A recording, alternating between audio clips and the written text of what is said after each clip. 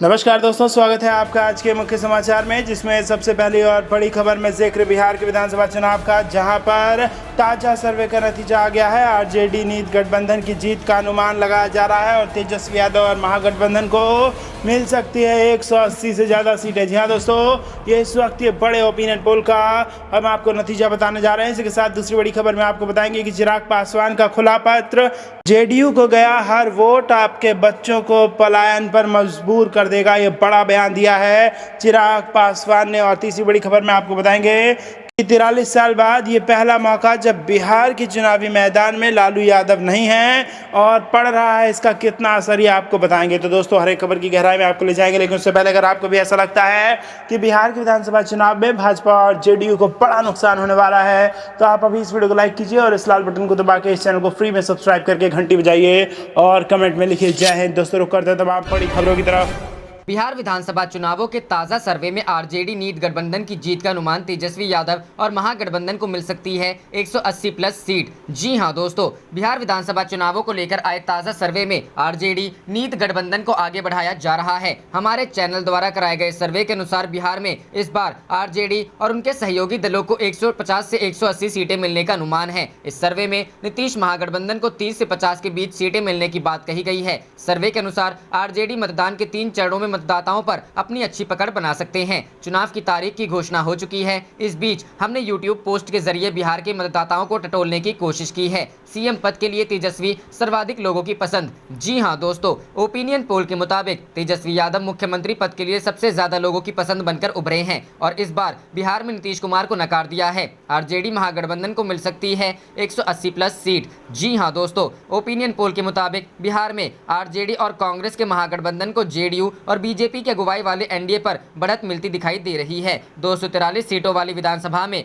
RJD महागठबंधन को 150 plus सीटें मिलने का अनुमान है और वहीं एनडीए को 50 या उससे भी कम सीटों से ही संतोष करना पड़ सकता है। अन्य के खातों में 10 प्लस सीटें जा सकती हैं। रुख करते हैं अगली खबर की तरफ। चिराग पासवान का खुला पत्र, जेडीयू को गया हर वोट आपके बच्चों को पलायन पर मजबूर करेगा। जी हां दोस्तों, बिहार में एनडीए से बाहर निकलने के बाद लोक जनशक्ति पार्टी प्रमुख चिराग पासवान ने सोमवार को राज्य के लोगों को एक खुला पत्र लिखा। इसमें चिराग ने नीतीश कुमार सरकार द्वारा किए गए 7 संकल्प विकास कार्यक्रम और जेडीयू का अपने सहयोगियों के साथ किए गए व्यवहार को लेकर हमला बोला है। भावनात्मक रूप से लिखे गए इस पत्र में चिराग ने लोगों से आग्रह किया है कि वे जेडीयू के उम्मीदवार को वोट देकर एक भी वोट बर्बाद न करें। उन्होंने लिखा, जेडीयू उम्मीदवार को जाने वाला प्रत्येक वोट आपके बच्चों को राज्य से पलायन करने के लिए मजबूर करेगा। यह 12 करोड़ बिहारियों के लिए करो या मरो की लड़ाई है और हमारे पास खोने के लिए कुछ भी नहीं है। मैं जानता हूं कि एलजेपी के लिए आगे की राह आसान नहीं है, लेकिन बिहार के लोगों के लिए भी पिछले 3 दशकों से यह आसान नहीं रहा है। एलजेपी अध्यक्ष ने यह भी कहा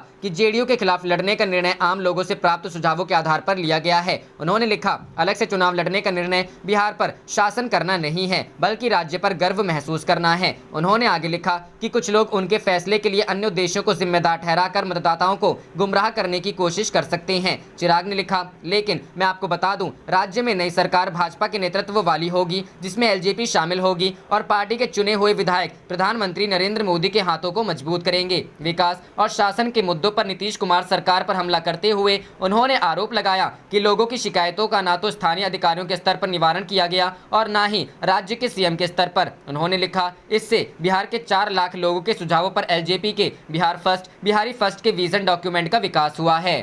रुख करते हैं अगली खबर की तरफ। 43 साल बाद ये पहला मौका जब बिहार के चुनावी मैदान में लालू यादव नहीं है, पड़ रहा कितना असर। जी हां दोस्तों, लालू प्रसाद यादव एक नाम जो जहन में आते ही कई सारी चीजें दिमाग में चलने लगती है। बिहार में चुनावी माहौल, लेकिन ये नेता मैदान में नहीं है। उनकी बनाई पार्टी राष्ट्रीय जनता दल के होर्डिंग और पोस्टर से गायब हैं। टीवी में कोई बयान नहीं है। बिहार में करीब 43 साल बाद ये पहला मौका होगा जब कोई चुनाव तो है, लेकिन उसमें लालू नहीं है। 2019 के लोकसभा चुनाव के दौरान भी वो जेल में ही थे, लेकिन राजद के इतिहास में यह पहला मौका है जब विधानसभा चुनाव में प्रत्यक्ष तौर पर नहीं है। ये अलग बात है कि राजद के करीब सारे फैसले बगैर उनसे पूछे नहीं लिए जाते। वो ट्विटर के माध्यम से लोगों से जुड़े हुए हैं। लालू प्रसाद पहली बार 1977 में बिहार के सारण से चुनाव जीतकर लोकसभा पहुंचे थे। तब से बिहार के हर चुनाव लालू प्रसाद यादव की अपनी भूमिका रही है, चाहे वो चुनाव हार रहे हों या फिर वे चुनाव जीत रहे हों। बीते 4 दशकों में बिहार की राजनीति में लालू की छाप दिखी है। अपनी वाकपटुता और गमई अंदाज से दर्शकों और श्रोताओं को हंसाते हंसाते लोटपोट करने में लालू यादव का कोई सानी नहीं है। कोरोना के कारण इस बार बिहार चुनाव का मिजाज भी बदला हुआ है। अब तक ताबड़तोड़ रैलियों पर ब्रेक लगा हुआ है। करते हैं अगली खबर की तरफ।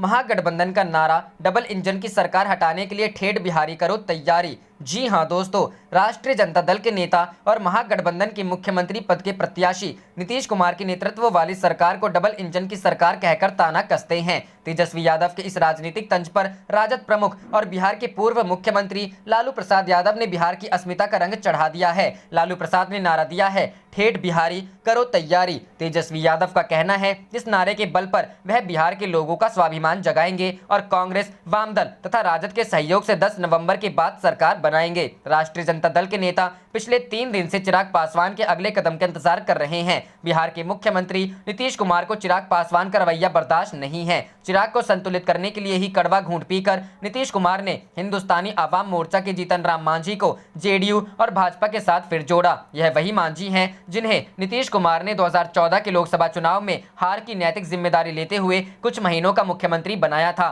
बाद में इस्तीफा ले लिया और मांझी ने नई पार्टी बनाई। मांझी कई साल तक महागठबंधन के साथ रहे, मिलकर लोकसभा चुनाव लड़े और अब एनडीए में शामिल हो गए हैं। राजद के नेताओं को पहले से पता है कि लोजपा एनडीए से अलग हो सकती है। तेजस्वी यादव सवाल पूछते हैं कि 15 साल में मीडिया ने नीतीश कुमार को सुशासन बाबू तो बना दिया, लेकिन उन्होंने किया क्या? वह तो केंद्र सरकार और भाजपा के दबाव में लगातार बिहारियों की अस्मिता से समझौते कर रहे हैं। एलानिया लहजे में तेजस्वी कहते हैं कि बिहार में रोजगार के अवसर आए क्या? कितनी औद्योगिक इकाइयां लगी? क्या राज्य में कानून व्यवस्था सुधर गई? विकास के मामले में बिहार अभी भी पिछड़ा क्यों है? तेजस्वी का कहना है कि अपने राजनीतिक स्वार्थ के लिए 2015 के विधानसभा चुनाव में नीतीश कुमार महागठबंधन में आए थे। अपने स्वार्थ के लिए ही उन्होंने फिर भाजपा के साथ हाथ मिलाया है। इसमें कौन चला गया? बिहार के लोग। तेजस्वी यादव को लग रहा है कि यादव, मुस्लिम, अन्य पिछड़ा वर्ग समेत तमाम लोगों के विश्वास के बूते 2020 के विधानसभा चुनाव में महागठबंधन का प्रदर्शन बहुत अच्छा रहेगा। रुख करते हैं अगली खबर की तरफ। लोजपा के अलग चुनाव लड़ने से जेडीयू को नुकसान और विपक्षी महागठबंधन को हो सकता है फायदा। जी हां दोस्तों, लोजपा ने बिहार चुनाव अकेले लड़ने का फैसला किया है, लेकिन लोजपा के इस फैसले का विधानसभा चुनाव पर बड़ा असर पड़ सकता है। माना जा रहा है कि चिराग के इस फैसले से जेडीयू और सीएम नीतीश कुमार को नुकसान उठाना पड़ सकता है। वहीं विपक्षी पार्टियां इससे फायदे में रह सकती हैं। दरअसल लोजपा के एनडीए से जाने से दलित वोट बैंक पर इसका नकारात्मक प्रभाव पड़ सकता है। राजद पहले ही दलितों के मुद्दे पर नीतीश सरकार को घेरने में जुटी है। रुख करते हैं अगली खबर की तरफ। बिहार असेंबली इलेक्शन तो क्या जो महाराष्ट्र में हुआ वही बिहार चुनाव में भी होगा? जी हां दोस्तों, बिहार में रामविलास पासवान की लोक जनशक्ति पार्टी अब एनडीए के साथ मिलकर विधान चुनाव नहीं लड़ेगी। इस उठापटक के कारण सूबे में होने जा रहा विधानसभा चुनाव और भी रोचक हो गया है। सितंबर के अंतिम सप्ताह तक कई ओपिनियन पोल एनडीए को स्पष्ट बहुमत देने और महागठबंधन को राज्य की 243 सीटों में से 100 सीटें मिलने की भविष्यवाणी करते दिखे, लेकिन लोजपा के एनडीए से बाहर होने के बाद अब सारा समीकरण बदलता नजर आ रहा है। बिहार में 2015 के विधानसभा चुनाव में नीतीश कुमार महागठबंधन में शामिल थे,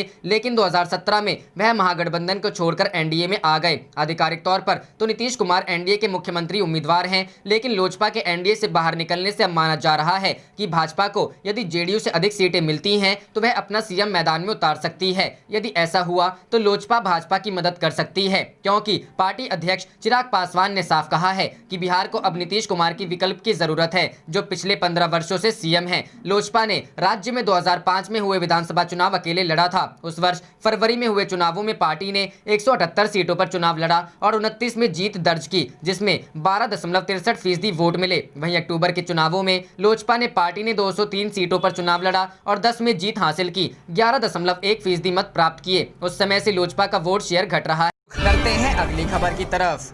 तेजस्वी ने बीजेपी और एलजेपी को दिया झटका, लोजपा सांसद के पुत्र और भाजपा प्रवक्ता आरजेडी में शामिल। जी हां दोस्तों, राजद ने सोमवार को लोजपा और भाजपा को झटका देते हुए उसके 2 नेताओं को पार्टी में शामिल करा लिया। इसमें लोजपा के खगड़िया के सांसद महबूब अली कैसर के पुत्र यूसुफ कैसर और पूर्व सांसद सह भाजपा के प्रदेश प्रवक्ता विश्व मोहन मंडल शामिल है। इन दोनों के नेता प्रतिपक्ष तेजस्वी प्रसाद यादव ने पार्टी की सदस्यता ग्रहण कराई। चुनावी सीजन में हर दिन तमाम नेताओं के दल बदल का सिलसिला जारी है। इसी क्रम में पूर्व सांसद विश्व मोहन मंडल ने राजद का दामन थाम लिया। वे पहले जेडीयू से भाजपा में शामिल हुए थे। पार्टी ने उन्हें प्रदेश प्रवक्ता बनाया था, अब वे राजद में शामिल हो गए। उनके सुपौल से विधानसभा चुनाव लड़ने की संभावना है। वहीं लोजपा सांसद महबूब अली कैसर के पुत्र यूसुफ कैसर के भी खगड़िया से चुनाव लड़ने की संभावना है।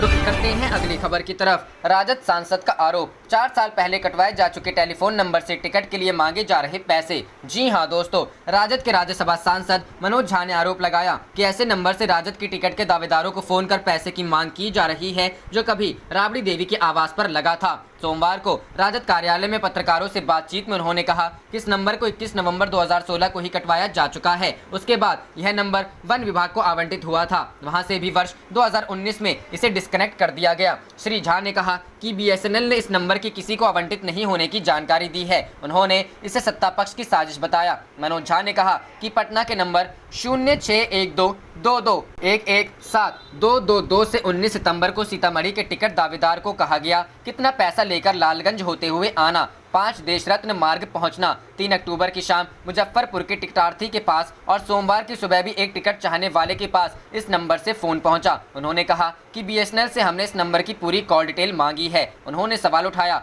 कि जो नंबर किसी को आवंटित नहीं है उससे कॉल कैसे हो रही है। कहा कि इस नंबर को डायल करने पर ट्रू कॉलर पर तेजस्वी यादव का नाम दर्शाता है। कहा कि यह सत्ता जाने के डर से हताश JDU और उनके सहयोगियों की साजिश है। रुक करते हैं अगली खबर की तरफ। बिहार इलेक्शंस 2020, कांग्रेस ने 46 और RJD ने 27 सीटों पर उम्मीदवारों के नाम फाइनल किए। जी हां दोस्तों, कांग्रेस ने पहले और दूसरे चरण के उम्मीदवारों के नाम तय कर दिए। इन दोनों चरणों में पार्टी के पास 46 सीटें हैं। इन सीटों पर सिटिंग उम्मीदवारों में लगभग सभी के नाम पर एक बार फिर से पार्टी ने मुहर लगा दी है। लेकिन इन उम्मीदवारों के नाम की सूची दिल्ली से लौटने के बाद प्रदेश अध्यक्ष डॉक्टर मदन मोहन झा मंगलवार को जारी करेंगे। वहीं दूसरी ओर राजद ने पहले चरण के प्रत्याशियों की अधिकृत सूची सोमवार को भी जारी नहीं की। हालांकि पार्टी ने देर शाम तक 27 प्रत्याशियों को चुनाव चिन्ह आवंटित कर दिए थे। राजद और कांग्रेस अभी भी कुछ सीटों पर NDA से आने वाले उम्मीदवारों के इंतजार में है। पहले चरण में कांग्रेस के पास 20 सीटें हैं। जाने से पहले आप इस वीडियो को लाइक कीजिए और इस लाल बटन को दबा के इस चैनल को फ्री में सब्सक्राइब करके घंटी बजा लीजिए। आप देख रहे थे आपका अपना चैनल धड़ाधड़ न्यूज। जय हिंद, जय भारत।